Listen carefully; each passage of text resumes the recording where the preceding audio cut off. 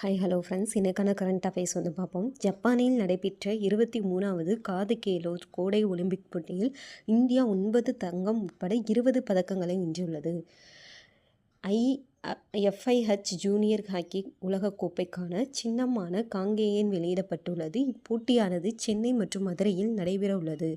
Polio இல்லாத நாடாக இந்தோனேஷியாவினை உலக சுகாதார நிறுவனம் அறிவித்துள்ளது. புதிய மைல்கல். வரலாற்றில் இதுவரை இல்லாத அளவாக ஒரு நாளில் டிசம்பர் 1 ரூபாய் 302 கோடி வருவாய் ஈட்டிய பத்திரப்பதிவுத்துறை புதிய சோதனை. கண்ணாடி பாலத்தை காண மக்கள் ஆர்வம்.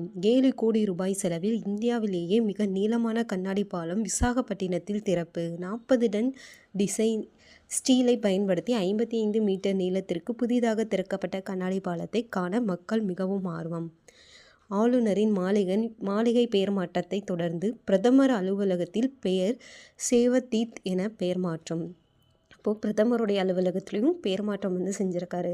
ஸோ இதிலேருந்து 2 or 3 கொஷினுக்கு வர சான்சஸ் அதிகமாக இருக்குது. இந்த மாதிரி டெய்லி அப்டேட்ஸ்க்கு நம்ம சேனலை மறக்காமல் ஃபாலோ பண்ணிக்கோங்க, சப்ஸ்கிரைப் பண்ணிக்கோங்க.